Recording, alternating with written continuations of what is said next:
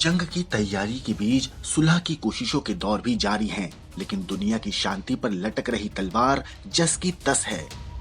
पड़ोसी देश यूक्रेन का यूरोपीय संस्थाओं और खासकर नेटो की ओर झुकाव रूस को हमेशा से अखरता रहा है और इसका वो सख्त विरोध भी करता रहा है।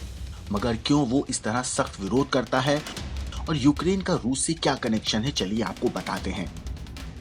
दरअसल यूक्रेन की सीमा पश्चिम में यूरोपीय देशों और पूर्व में रूस के साथ लगती है। यूक्रेन पूर्व सोवियत संघ का सदस्य रहा है और 1991 में उसी से अलग होकर नया देश बना। यूक्रेन की 15% से ज्यादा आबादी रूसी मूल की है, इसीलिए उसका रूस से एक सामाजिक और सांस्कृतिक जुड़ाव है।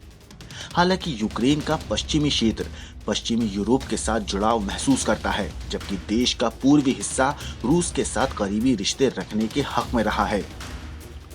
मगर यूक्रेन और रूस के रिश्तों में पेच कब आया?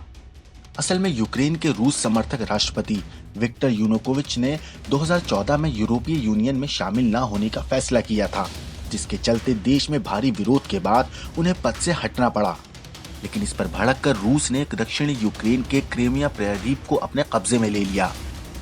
साथ ही रूस ने यूक्रेन के अलगाववादियों को अपना समर्थन दिया, जिन्होंने पूर्वीय यूक्रेन के बड़े हिस्से पर कब्जा कर दिया।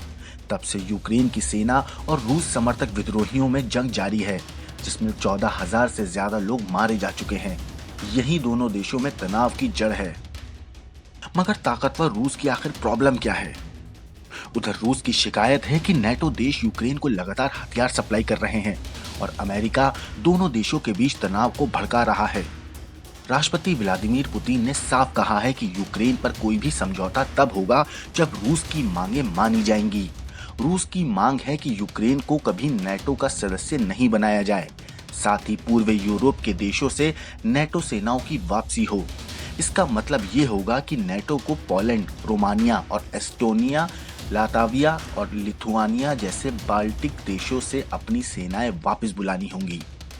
साथ ही वो यहाँ मिसाइलें भी तैनात नहीं रख सकेंगे।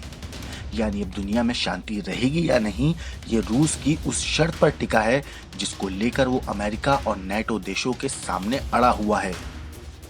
वहीं रूस और यूक्रेन के बीच जैसे जैसे जंग के बादल गहराते जा रहे हैं, भीषण ठंड और मुश्किल हालात में दोनों देशों के सैनिक तैनात हो गए हैं। लेकिन सुलह की कोशिश के बीच अमेरिका और नेटो देशों पर रूस ने एक बार फिर अपनी मांगों की अनदेखी का आरोप लगाया है। ये वो सैनिक हैं जो अपने से कई गुना शक्तिशाली देश के सामने सीना तान के खड़े हैं।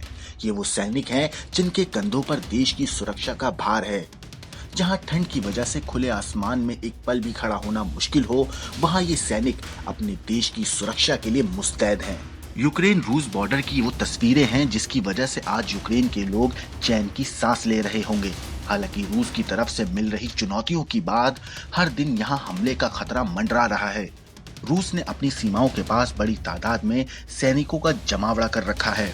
सैटेलाइट से ली गई ये तस्वीरें इस बात की गवाही दे रही हैं कि रूस किस कदर यूक्रेन को घेरता जा रहा है और यही वजह है कि ये सैनिक भी जल्द इस मसले का हल निकलते हुए देखना चाहते हैं। दरअसल रूस नहीं चाहता कि यूक्रेन नेटो संगठन का हिस्सा बने। यही वजह है कि उसने अमेरिकी सरकार और यूक्रेन को अपनी सुरक्षा से जुड़ी चिंताओं से अवगत कराया था। मगर अब रूसी विदेश मंत्री ने कहा है कि अमेरिका और नेटो देशों से मिले जवाब में उनके देश की सुरक्षा से जुड़ी मुख्य मांग पर कोई ध्यान नहीं दिया गया। माना जा रहा है कि अगर जल्द इस मसले का समाधान नहीं निकला तो दोनों देशों के बीच जंग तक छिड़ सकती है। आपको बता दें कि रूस लगातार ये मांग करता रहा है कि अमेरिका और पश्चिमी देश रूस के प्रति आक्रामक नीतियों को लाना बंद करें। ब्यूरो रिपोर्ट, क्राइम तक।